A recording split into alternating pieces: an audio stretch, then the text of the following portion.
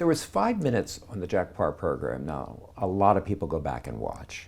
Jack was going to make fun of this group from England and showed the first footage of the Beatles That's in right. January of 1964. That's right. He claims to have, he did introduce the Beatles to America only on a clip. It was a film clip, yeah. Now, do you remember rolling in that clip? And Jack made fun of this group. Yeah, that's right. What you said. Look at the haircuts. What are they trying to do? You know, as if they had their hair down their back. And they had just like a. In fact, it would be too short for me now. Yeah.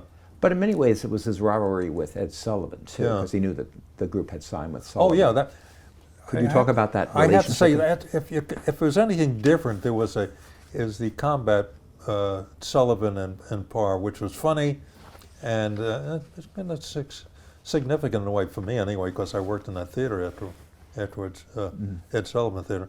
But the thing with the Beatles is Jack was convinced that there were better singers in England, and so he sent me over with a crew, and we did.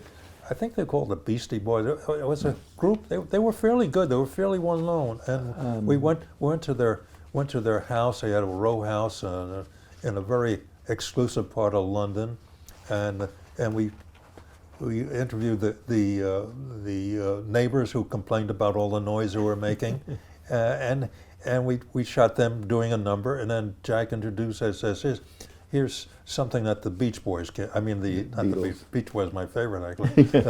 The Beatles can't do. So there was, and of course, Sullivan was featuring them and getting the biggest audience he ever had.